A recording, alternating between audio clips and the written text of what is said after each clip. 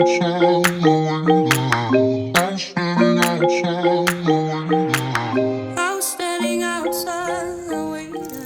you want to get into real estate investments, huh?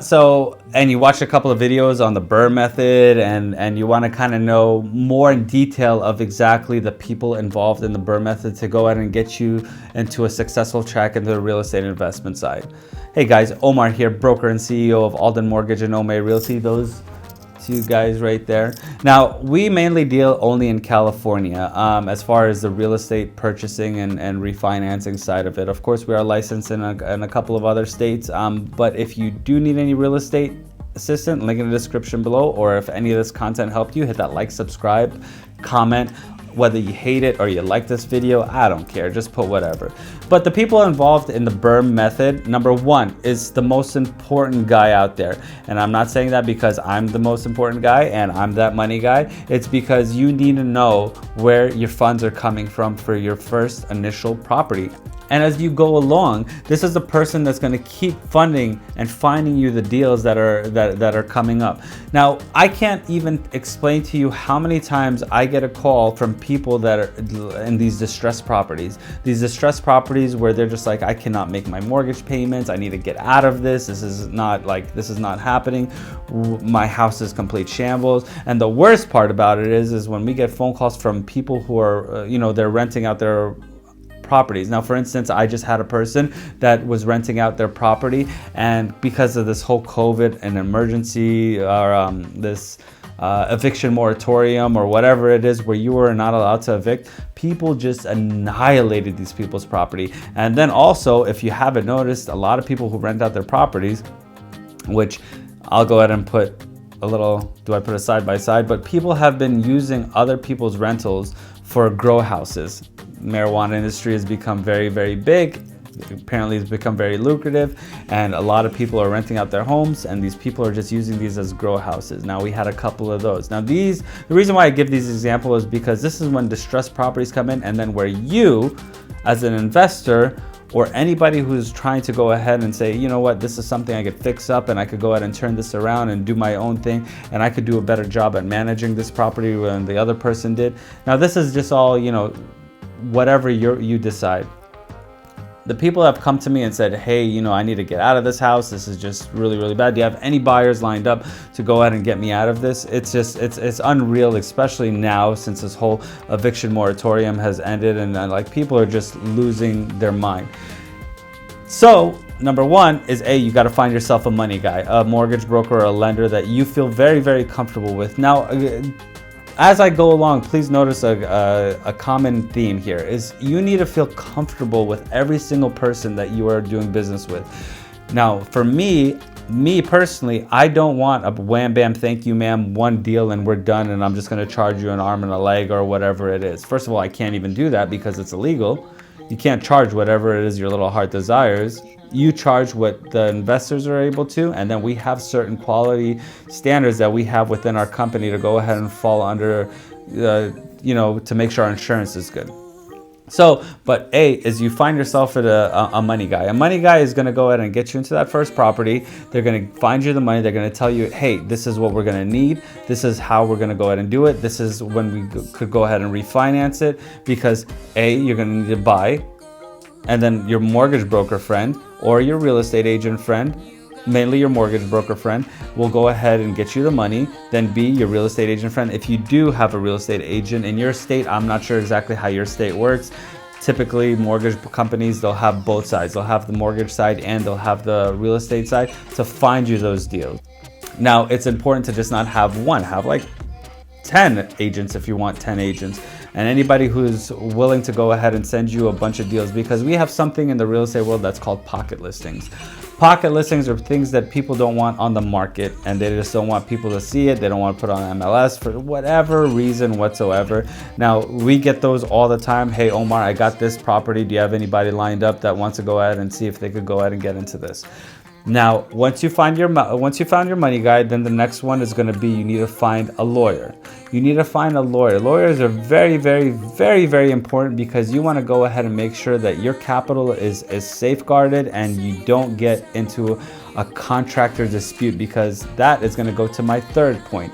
is going to be finding yourself a good contractor. A contractor and a lawyer that'll give you a good timeline. Now, what is a timeline? A timeline is going to be exactly what it says, okay? It's going to be, I need to have, as soon as we close, the contractor comes in, and week 1, they will have this much done. If they don't have that much done, then they will go ahead and they don't get paid. Once they're completed with the tasks that are due for week 1, then what are the tasks for week 2 that they need to get done? What are the tasks for them to get for week 3 done? So this goes on and on until we have a completion date. There are a few contingencies that you might put in your contract. Now, of course, this is when a real estate lawyer will come into play, where they're going to go ahead and put a contract in place for you that is going to go ahead and coincide with whatever the contractor is saying, whatever you guys agree upon, and then you could go ahead and go from there. And this way, you are very well protected when, let's say, things happen. And I know every single one of you that are watching this video, or if you haven't heard of it, horror stories about contractors dipping out on, like, midway through a project, or they're just leaving them high and dry, or they take a bunch of initial investment capital and then they just do whatever it is that they want to do, and it just becomes a big nightmare. And now you're going to lose the property, you're going to go ahead and lose your initial capital investment. Now you're like, oh, I got to go pay for a lawyer now. No. Do it just the way that I'm telling you, and I promise you life will be so much easier. So now, once you find out that how much you could get, you find yourself a lawyer that's going to put a contract between you, the company, the property, and the contractor that's doing all the work for you. Now, there are going to be some things in a contract that you have to realize. This is going to be aside. I am not a lawyer. I'm not going to tell you. I don't have Esquire at the end of my name. But me doing this a bunch of times, I will go ahead and let you know that you have to go ahead and anticipate that there are going to be some contingencies inside of your contract, because there are things outside of a contractor that could do just what's called a base inspection, an initial inspection. There could be some dry rot that might come up that would have to go ahead and be accounted for. So that's why it is good to have this type of relationship with your lawyer, your contractor, your money guy, and you don't overextend yourself, because you might need additional money to go ahead and get that property into the next step, which is going to be your rental part. Now, the rental part, we do property management too, but it's not a thing that we like to go after. I recommend that you go to a property management company that strictly deals with property management. You might say, hey, I don't want to pay the 6, 8, or 10% or whatever it is that they're charging. Then don't do it yourself. But this is where it comes back to having a good lawyer on your hand that's going to go ahead and make sure that you're protected, and in case something happens and you have to go through eviction, you have somebody in your corner to go ahead and help you out. Then, once you have yourself a property management company, you have yourself your lawyer, you have yourself your contractor, you have yourself a money guy, then you're completely dialed in. So now we covered the buy. Now we have to go ahead and find you the property. Now we're finding the property. That's going to be the $1 million deal right there. That's going to be the one that's going to go ahead and get your feet wet, and you're going to go ahead and consult with your mortgage broker, with your real estate agents, with any money guy that you might have or you feel comfortable with dealing with, to go ahead and get to what's called an ARV, which is your after repair value. So hypothetically speaking, on the buy side, you bought a house initial for $300,000. Your initial capital investment that you have, let's say hypothetically, is 20%. So you're in it at $240,000 principal that you owe on the property. Your ARV, anticipating that it is like kind of a beat up home, because that's what you're looking for, right? You're looking for a beat up home. You're looking at, let's say, $400,000 hypothetically, right? So that means that you're able to push out $320,000 back out. And then you have your rental that you have coming in. So you'll say, you're at $320,000, 80% loan to value. So you could pull out your initial investment, which is at $60,000, plus an extra $20,000. That's going to be your cushion, and you're back to square one. And then what we have is you have your buy, you have your repair, you're going to go ahead and rent. Now you're refinancing to get your initial capital investment out. And then the last R of the whole entire equation is going to be the repeat part of it. Then you're back out there because you already have this one covered. You got your initial capital back, and now you're going on to the next one. So can you do this for $0? No, you can't. I mean, eventually it'll end up costing you nothing. You'll be in the green, and their mortgage payment or their rent payments are going to pay for the mortgage, the principal and interest, tax and insurance. You already pulled out. You're good to go.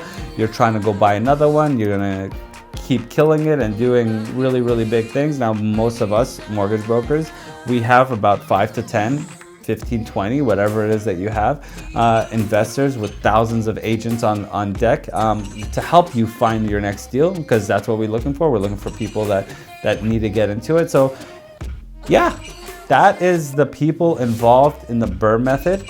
And if you do need a mortgage broker friend, link in the description below. I will be more than happy to help you with any one of your finances and your next property deal or whatever it is that you want to go ahead and get help with.